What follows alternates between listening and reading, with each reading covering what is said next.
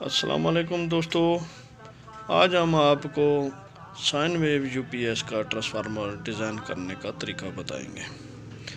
ये हमने एक बावन लिया है और इसके ऊपर हमने पेपर लगा दिया है और ये अब हमने इसकी वाइंडिंग का शुरू कर दिया। ये तार हम 18 नंबर तार के साथ इस ट्रांसफार्मर की रिवाइंडिंग कर रहे हैं।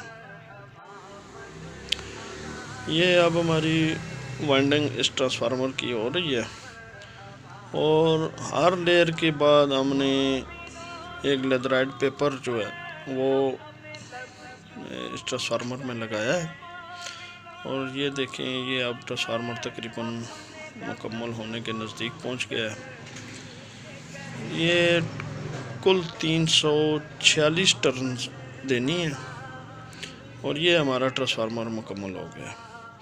ये प्राइमरी वाइंडिंग हमने 0 से लेके 250 वोल्ट तक की डालनी है और अब हम इसके ऊपर 10 नंबर डबल तार के साथ जो ऊपर वाली वाइंडिंग है सेकेंडरी वो करनी शुरू कर दी है। इसकी टोटल 9 टर्न्स देनी है और ये हमारी 9 टर्न्स मुकम्मल हो गई हैं और सेकेंडरी वाइंडिंग भी मुकम्मल हो गई है।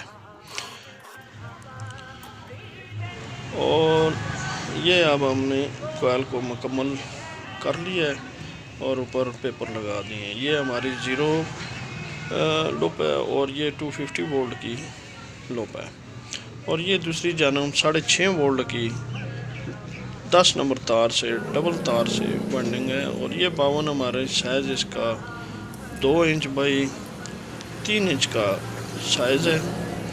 अब हम इसमें आपको कोर दिखाते हैं। ये आपने सिलिकॉन कोर इस्तेमाल करनी है। कोर सिलिकॉन को जब आप अपने हाथ में पकड़ें तो ये बिल्कुल लचकदार होनी चाहिए और इसको जब आप बैंड दें तो ये आपकी इन 2 उंगलियों के साथ बैंड हो जाए और इसको आप जितनी मर्तबा भी बैंड करें तो ये टूटे नहीं। तो ये आपकी सिलिकॉन कोर है और इसको नरम होना चाहिए। तो ये अब कोर डाली हमने। कोर डालने के बाद ट्रांसफार्मर रेडी है। तो ट्रांसफार्मर को इंसुलेटेड करने के लिए आप हमारी इससे पहली वीडियोज़ को देखें कि इसकी कोर, क्लैंप और स्क्रूज को कैसे इंसुलेटेड किया जाता है। और इस ट्रांसफार्मर के साथ मैचिंग के लिए ये हमारी किट है साइन वेव।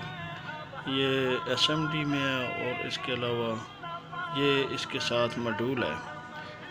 ये दोनों चलेंगे और ये मुकम्मल साइन वेव यूनिट है। अस्सलाम वालेकुम, खुदा हाफिज़।